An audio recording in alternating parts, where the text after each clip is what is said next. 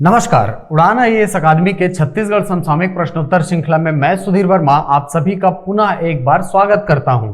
इस प्रश्नोत्तर श्रृंखला में हमने प्रयास किया है हाल फिलहाल में चर्चित उन सभी घटनाक्रमों को आप तक प्रश्नोत्तर के माध्यम से पहुंचाने का जो आपके एग्जाम के पॉइंट ऑफ व्यू से अत्यंत महत्वपूर्ण है। चलिए, तो आज की प्रश्नोत्तर श्रृंखला में हमारा पहला प्रश्न है, रामरस पुस्तक की संकलनकर्ता कौन है? The compiler of the book Ramras is, आपके पास ऑप्शन में है doctor Kumudini Kaushik, doctor Shail Chandra, doctor Lakshmi Pradhan या डॉक्टर राजलक्ष्मी वर्मा। देखिए, ये जो रामरस पुस्तक है, ठीक है, बेसिकली ये रचना है स्वामी आत्मानंद जी की। ठीक है, आपको पता होगा कि स्वामी आत्मानंद जी जो है वो रामकृष्ण मिशन से जुड़े हुए एक संत हैं और छत्तीसगढ़ में काफी इन्होंने कार्य किया है। ठीक, तो इनकी पुस्तक है मूल रूप से कौन सी? रामरस। लेकिन इसका वर्तमान में संकलन किया है किसने? डॉक्टर राजलक्ष्मी वर्मा जी ने। ठीक है, करंट अफेयर्स में पुस्तकों वाला जो सेक्शन है वहां से प्रश्न जो है आपको अक्सर देखने को मिलते होंगे। ठीक, तो इसको याद रखेंगे कि स्वामी आत्मानंद जी की मूल पुस्तक है ये रामरस, लेकिन इसको संकलन करने का कार्य किसने किया है? डॉक्टर राजलक्ष्मी वर्मा जी ने। ठीक, चलिए हमारा अगला प्रश्न है, हाल ही में श्रीमती शशि प्रभा देवी जी का निधन हो गया, वे किस रियासत की राजमाता थी? Mrs Shashi Prabha Devi recently passed away, she was Rajmata of which princely state? आपके पास ऑप्शन में है सरगुजा, कवर्धा, बस्तर और कोरिया। देखिए, हाल ही में इनका निधन हो गया शशि प्रभा देवी जी का, और ये जो व्यक्तित्व है ये 2 बार कवर्धा रियासत से विधायक रह चुकी हैं। जब अविभाजित मध्य प्रदेश था तो उस समय इन्होंने 2 बार विधायक का चुनाव वहां से जीता था। ठीक, और ये कहां की राजमाता थी? कवर्धा प्रिंसली स्टेट की। ठीक है, यही बोले कवर्धा रियासत की राजमाता थी। ठीक, चलिए हमारा अगला प्रश्न है, प्रसाद योजना का संबंध है, द प्रसाद योजना इज एसोसिएटेड विथ, आपके पास ऑप्शन में वृद्धजनों को तीर्थ यात्रा करवाने से, pilgrimage for the elderly people, स्कूलों में क्रीड़ा मैदान बनवाने से, क्रीड़ा का मतलब होता है खेल, construction of sports ground in schools, धार्मिक स्थलों के विकास एवं सौंदर्यीकरण से, development and beautification of religious places, घर घर नल कनेक्शन लगवाने से, tap connection in every house.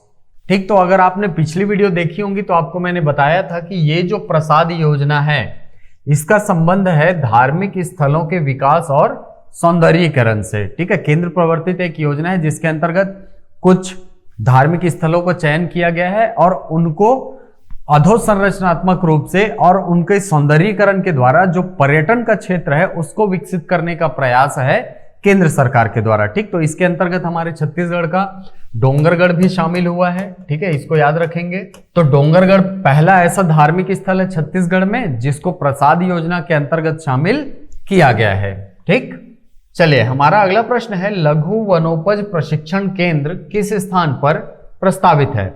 Where the small forest produce training centre is proposed.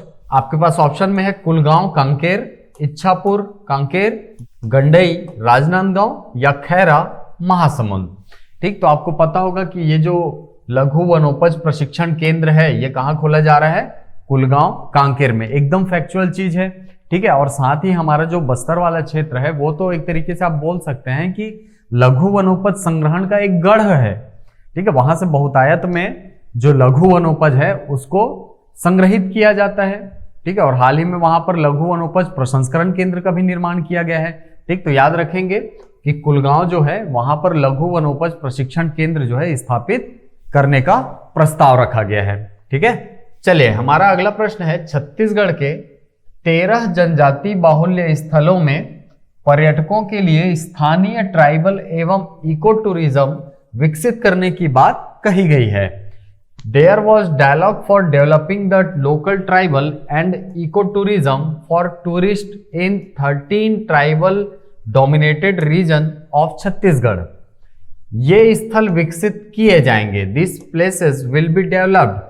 आपको पूछ रहा है कि ये जो 13 जनजाति बाहुल्य स्थल हैं छत्तीसगढ़ के, ठीक है, यहाँ पर हाल ही में स्थानीय ट्राइबल एवं इको टूरिज्म को विकसित करने का प्लान रखा गया है। ठीक है, तो ये जो प्लान है वो किस योजना के अंतर्गत क्रियान्वित किया जाएगा, या यूं बोले कि इन 13 स्थलों का जो विकास है वो किस योजना के अंतर्गत किया जाएगा। ठीक, आपके पास ऑप्शन में है राम वनगमन पथ योजना के अंतर्गत, भारत स्वदेश दर्शन योजना के अंतर्गत, भारत सांस्कृतिक विरासत कार्यक्रम के अंतर्गत, या छत्तीसगढ़ सांस्कृतिक विरासत कार्यक्रम के अंतर्गत। ठीक, तो ये जो 13 जनजाति बाहुल्य स्थलों को विकसित करने का प्लान है वो है किसके अंतर्गत, भारत स्वदेश दर्शन योजना के अंतर्गत। और इस योजना के अंतर्गत सांस्कृतिक विशिष्टता वाले क्षेत्रों को विकसित करने का प्लान रखा गया है। ठीक है, तो याद रखेंगे कि ये जो छत्तीसगढ़ में 13 जनजाति बाहुल्य स्थल है, ठीक है, उनको किस योजना के अंतर्गत विकसित किया जाएगा, भारत स्वदेश दर्शन योजना के अंतर्गत। ठीक, चलिए हमारा अगला प्रश्न है, नवा रायपुर के पुरखौती मुक्तांगन में किस रियासत के राजमहल का प्रतिरूप निर्मित किया जा रहा है। The model palace of which princely state is being constructed at the पुरखौती मुक्तांगन इन न्यू रायपुर। आपके पास ऑप्शन में है Korea palace, Kawardha palace, Bastar palace या रामगढ़ पैलेस। ठीक, तो आपको बता दें कि ये जो नया रायपुर है यहाँ पर पुरखौती मुक्तांगन है। ठीक है, जहां पर छत्तीसगढ़ की कल्चर को, छत्तीसगढ़ की संस्कृति को एक मूर्तिमान रूप देने का प्रयास किया गया है। ठीक, तो वहां पर जो कोरिया पैलेस है, ठीक है, कोरिया एक रियासत थी हमारे यहाँ, आपको पता होगा। ठीक, तो इस रियासत का जो महल था उसी का सेम टू सेम कॉपी जो है वो हमारे नया रायपुर में पुरखौती मुक्तांगन में स्थापित किया जा रहा है। ठीक, तो इसको याद रखेंगे कि कोरिया पैलेस का जो प्रतिरूप है, ठीक है, वो बनाया जा रहा है कहाँ, पुरखौती मुक्तांगन में। ठीक, चलिए हमारा अगला प्रश्न है, महात्मा गांधी उद्यानिकी एवं वानिकी विश्वविद्यालय किस स्थान पर प्रस्तावित है। Where the Mahatma Gandhi horticulture and forestry university is proposed. ठीक, आपके पास ऑप्शन में दुर्ग, नवा रायपुर, बिलासपुर या सरगुजा। ठीक, सबको पता होगा दुर्ग जिले में इसका भूमि पूजन भी हो चुका है। आप हमको कमेंट बॉक्स में उस जगह का नाम बताएं जहां पर ये स्थापित किया जाएगा, यानी उस गांव का नाम बताएं। ठीक है, क्योंकि कई बार आपको प्रश्न जो है अंदर तक घुसकर पूछता है कि कौन से गांव में इसको स्थापित किया जाना है। ठीक, चलिए हमारा अगला प्रश्न है, छत्तीसगढ़ राज्य अनुसूचित जनजाति आयोग संशोधन विधेयक 2020 के अनुसार अनुसूचित जनजाति आयोग का अध्यक्ष according to the Chhattisgarh state scheduled tribe commission amendment bill 2020 the chairperson of the scheduled tribe commission, आपके पास ऑप्शन में है राज्यपाल द्वारा नियुक्त होगा, shall be appointed by the governor, राज्य सरकार के द्वारा नियुक्त होगा, shall be appointed by the state government, राज्यपाल द्वारा अनुशंसित होगा, shall be recommended by the governor, विधानसभा में अप्रत्यक्ष रूप से चुना जाएगा, shall be indirectly selected in the legislative assembly. चलिए, तो आपको पता होगा कि हाल फिलहाल में जो 4 आयोग हैं हमारे यहाँ, बड़े आयोग, ठीक है, जो यहाँ के लोगों से सीधे तौर पर जुड़े हुए हैं, कौन कौन सा, एक अनुसूचित जनजाति आयोग, अनुसूचित जाति आयोग, अन्य पिछड़ा वर्ग आयोग और एक अल्पसंख्यक आयोग। इन सभी आयोगों के संरचना में कुछ कुछ परिवर्तन जो है वो हाल फिलहाल में किया गया है। ठीक है, जिसके अंतर्गत आपको प्रश्न पूछ रहा है कहां से, अनुसूचित जनजाति आयोग के अध्यक्ष से। ठीक, तो आपको बता दें कि ये जो अनुसूचित जनजाति आयोग का अध्यक्ष होगा वो किसके द्वारा नियुक्त किया जाएगा, राज्य सरकार के द्वारा। ठीक है, राज्य सरकार के द्वारा नियुक्त किया जाएगा, shall be appointed by the state government. ठीक, याद रखेंगे इसको। इन चारों आयोगों से प्रश्न कहीं ना कहीं संभावित है आपकी अगली जो भी परीक्षा आ रही है उसमें। ठीक, तो याद रखेंगे इसको। चलते हैं अगले प्रश्न पे।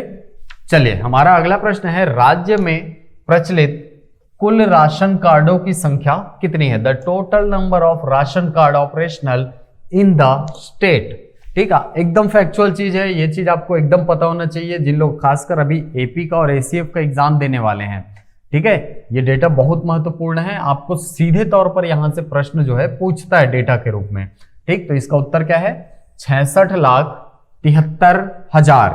ठीक, 66,73,000 कुल राशन कार्डों की संख्या है हमारे छत्तीसगढ़ में। ठीक है, चलिए हमारा अगला प्रश्न है, one nation one ration card योजना छत्तीसगढ़ में कब से लागू की जाएगी?